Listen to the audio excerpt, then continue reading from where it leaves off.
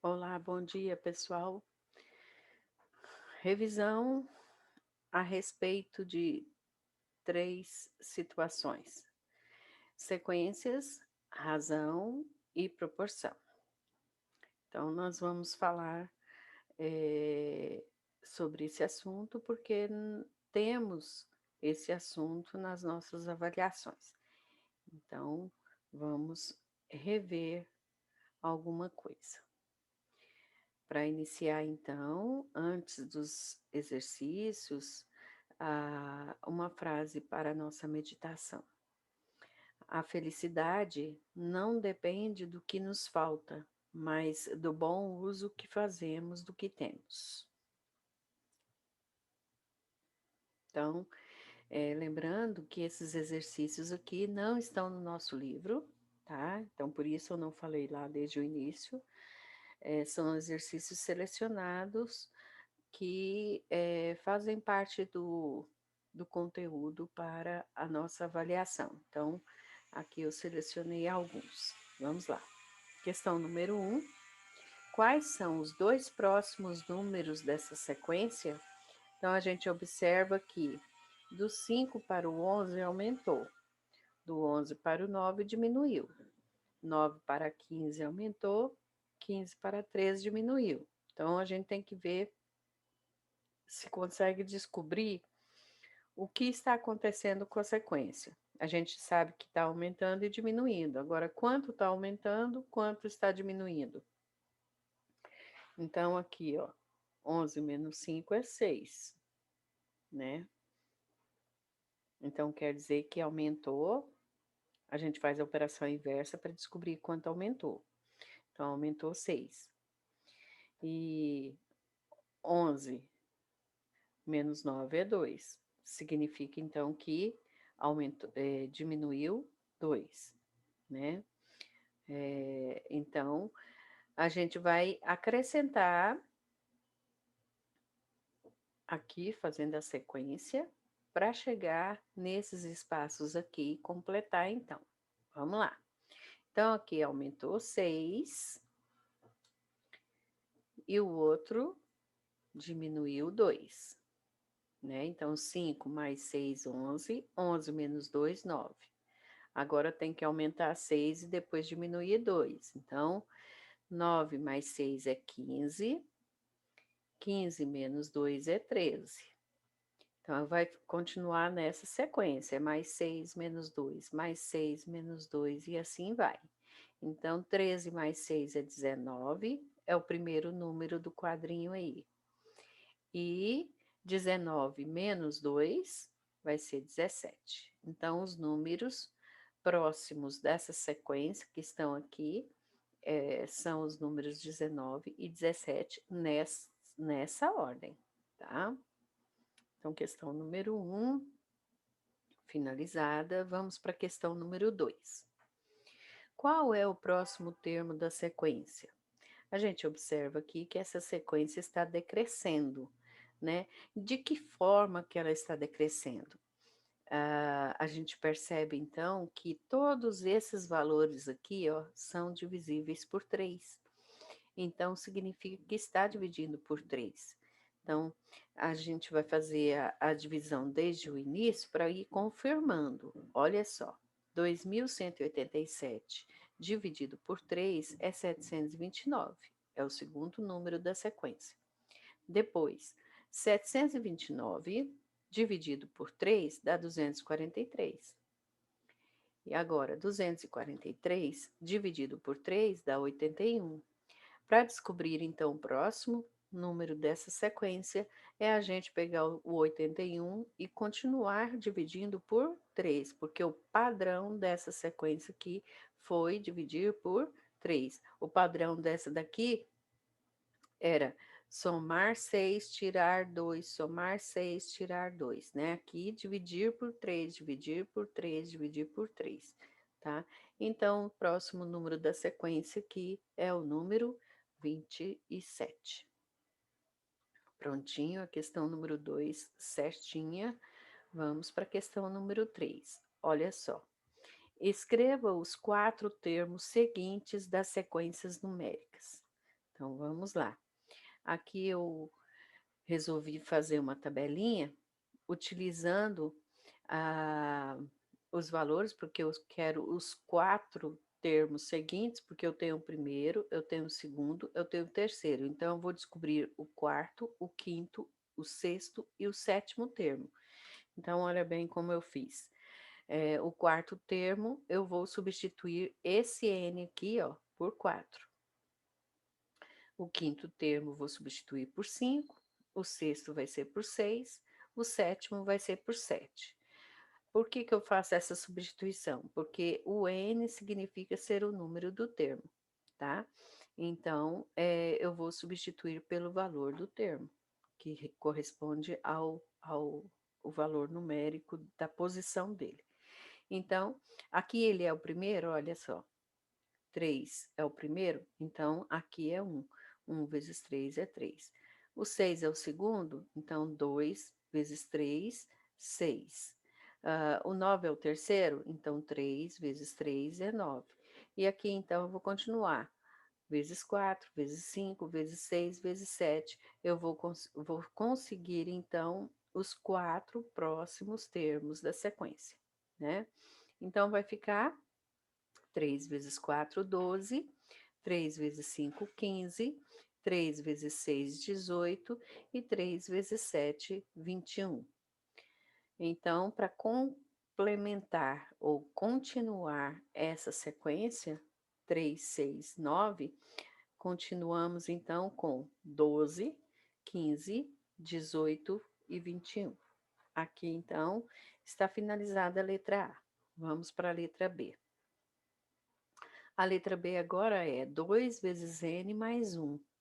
Significa que esse, esse N aqui, ó, vai ser o número do termo, a posição do termo. Então, para a gente confirmar isso, olha bem, o primeiro termo tem que ser 3, né?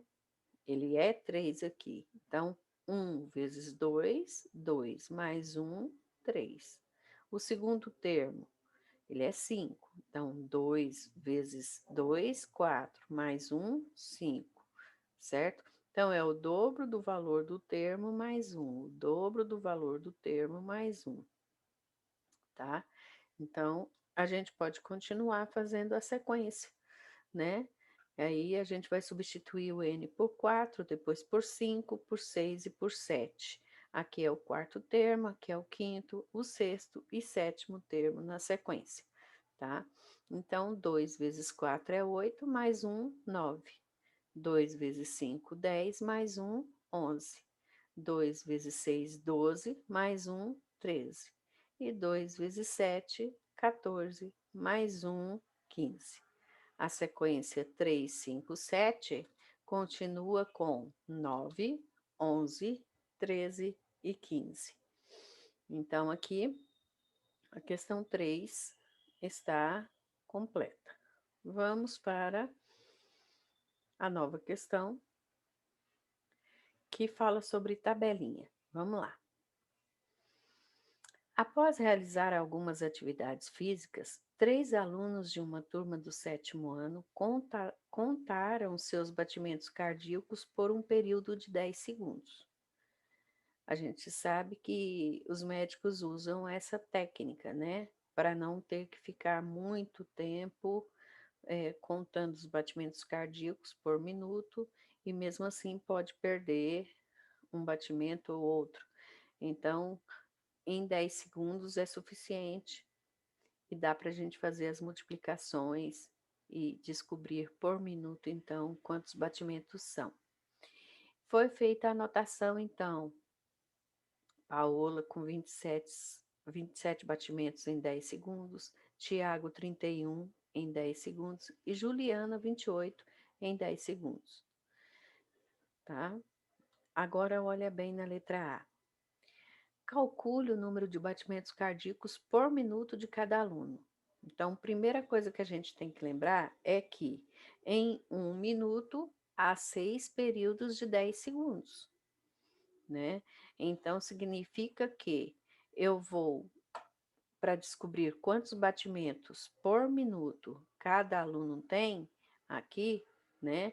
Eu vou multiplicar esse valor por 6, porque aqui, ó, corresponde a um dos períodos só, que é 10 segundos, né? Porque 60 segundos é 1 minuto.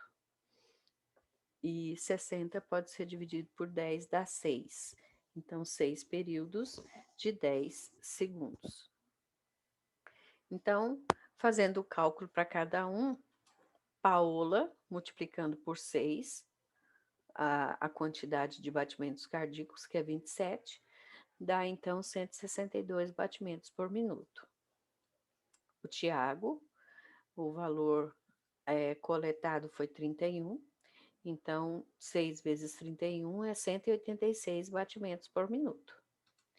E a Juliana, 6 vezes, o valor coletado foi 28, então deu 168 batimentos por minuto. Aqui está, então, o resultado que ele pediu aqui, o número de batimentos cardíacos por minuto de cada aluno. Letra B, pergunta assim: quais alunos apresentaram entre 124 e 176 batimentos cardíacos por minuto? Entre 124 e 176, aqui passou, né? Então, entre 124 e 176 foi Paola e Juliana. Então, a resposta, Paola e Juliana apresentaram batimentos cardíacos entre 124 e 176 batimentos por minuto.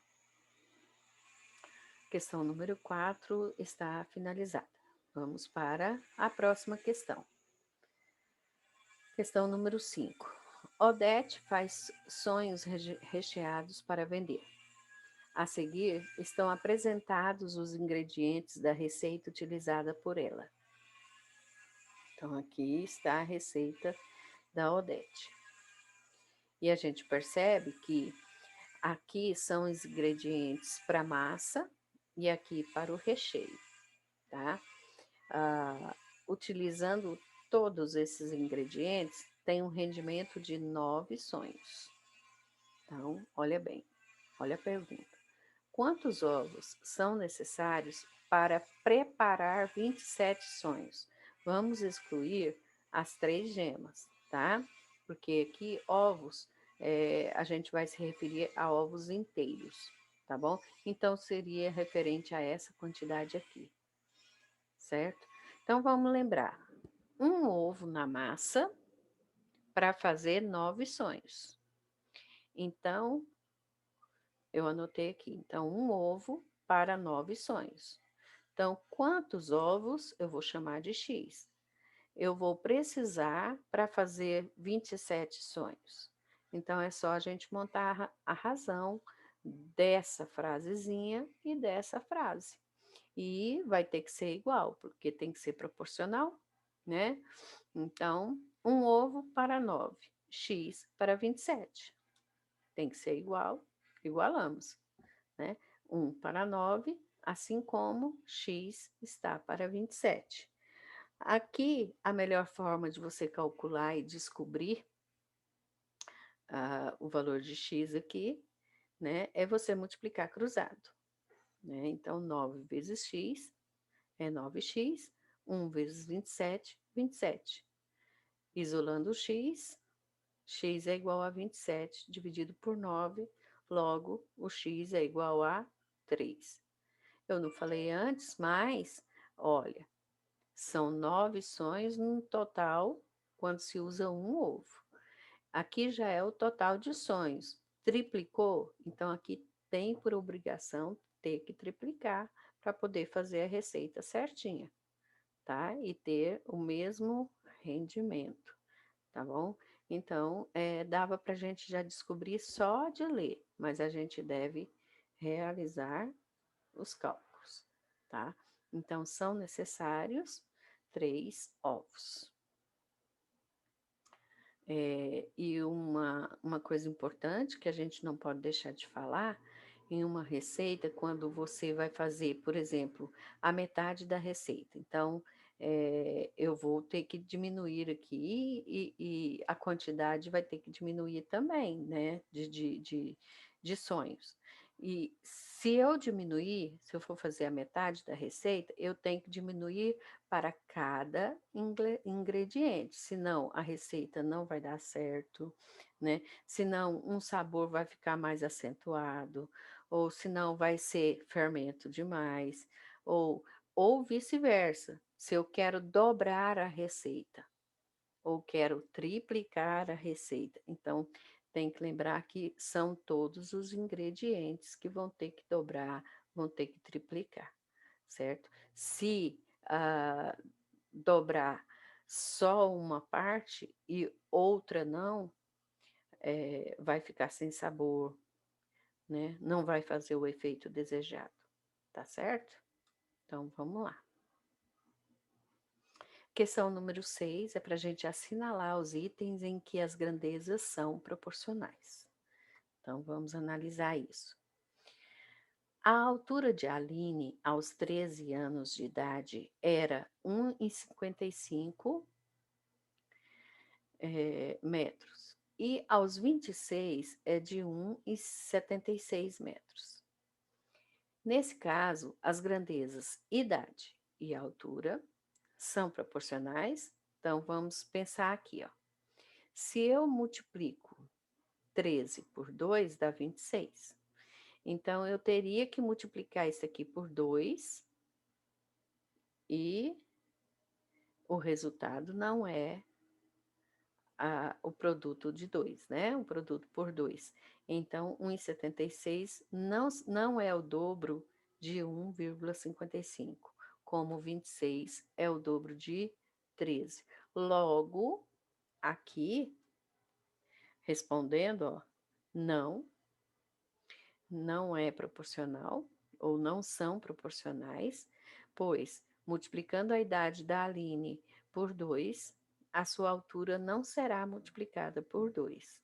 Ela vai ser alterada, mas não vai ser proporcionalmente, né? Como aconteceu com a idade. Então, a letra A aqui não são grandezas proporcionais, logo nós não vamos marcar. Letra B. Em certa fábrica, uma máquina produz 188 peças em 4 horas e 94 peças em 2 horas de funcionamento. Nesse caso, as grandezas, número de peças produzidas, que são 188 e 94, e tempo de funcionamento, que são 4 e 2, são proporcionais? Bom, logo de cara a gente já percebe que o 4 é o dobro de 2, ou 2 é a metade de 4. Então, se eu dividir 4 por 2, será que eu consigo dividir 188 por 2 e encontrar 94? Exatamente. Então, ó, a resposta aqui é sim, pois, dividindo o tempo de funcionamento por 2, por exemplo, o número de peças será dividido por 2. Isso daqui a gente pode mostrar também pela, é, pela regrinha da razão, né? Se eu montar a razão 4 está para 2, vai dar 2. Do mesmo jeito que eu fiz o maior para o menor, eu tenho que fazer, então, 188 para 94. Eu vou encontrar 2 também como resposta. Vou encontrar uma igualdade. Logo, então, as razões são iguais, se são iguais, são grandezas proporcionais. Então, essas grandezas são proporcionais. Aqui, então, está marcado, então, para a letra B. Vamos agora para a letra C. Ó, veja a quantidade de farinha necessária para a fabricação de pães franceses. Olha bem o que a gente verifica aqui. Na quantidade de pães, de 3 para 15, multiplicou por 5. De 3 para 30, multiplicou por 10. De 3 para 45, multiplicou por 15. Então, se eu fizer a mesma coisa aqui, ó, 0,13 vezes 5, dá 0,65. Agora, se eu fizer 0,13 vezes 10, dá 1,3. E se eu fizer 0,13 vezes 15, dá 1,95. Então, tudo que aconteceu aqui com a quantidade de pães, também aconteceu com a quantidade de farinha. Logo, o que a gente entende? Que essas grandezas, quantidade de farinha e quantidade de pães, são proporcionais, tá? Então, a resposta é sim, pois multiplicando a quantidade de farinha por 5, por 10 ou por 15, a quantidade de pães também é multiplicada por 5, por 10 ou por 15, respectivamente. A gente pode multiplicar de baixo e depois olhar em cima, ou podemos multiplicar de cima e olhar a de baixo, conferir com a de baixo, tá? Então, a letra C aqui, nós temos também grandezas proporcionais. Letra D. Em um supermercado, o preço do pacote de arroz de 1 quilo custa R$ 3,80 e o de 5 quilos custa R$ 12,40. Então, olha bem aqui. Nesse caso, as grandezas massa e preço são proporcionais? Vamos analisar. Então, aqui é de 1 quilo, 1 quilo para 5, ou seja, aumentou 5 vezes, né, o peso, a massa, certo? Então, aqui o preço aumentou 5 vezes, então 3,80 vezes 5 não dá 12,40. Logo, a resposta é não, pois multiplicando a massa por 5, o preço não é multiplicado por 5, né? Se fosse, aí seriam proporcionais, tá? Mas geralmente isso acontece, né? A gente percebe que às vezes comprar 5 pacotes de 1 quilo de arroz fica mais caro do que comprar apenas um pacote já de 5 quilos, né? Fica mais vantajoso comprar um pacote de 5 quilos ao invés de comprar separadinho.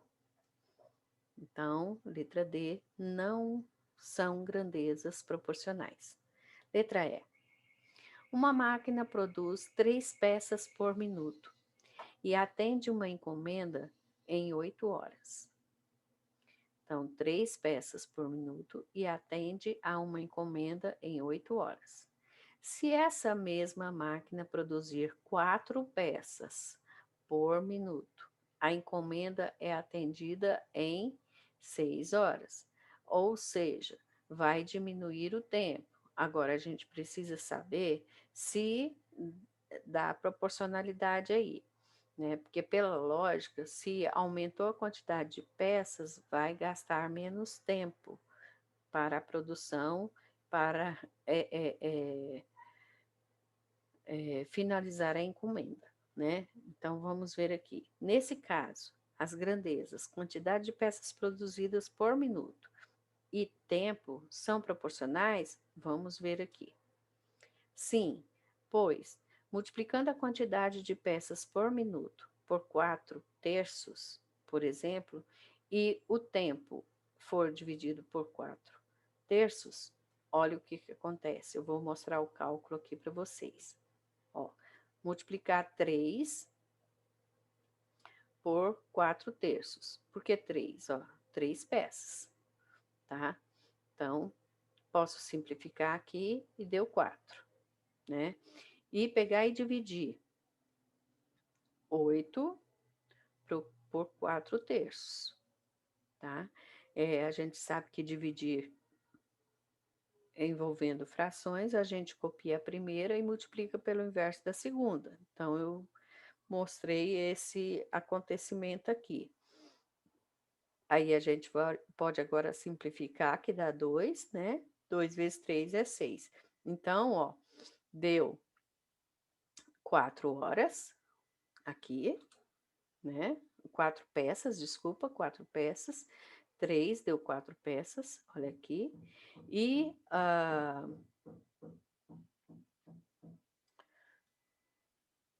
e o outro aqui, ó, 8 horas deu 6 horas, né. Quer dizer, eu multipliquei pelo inverso, tá vendo? Uma eu multipliquei e o outro eu dividi. Então, isso aqui significa ser grandezas inversamente proporcionais, tá?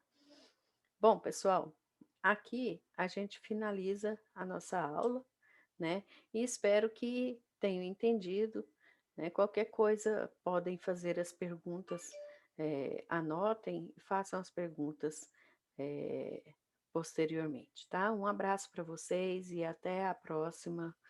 Fiquem com Deus.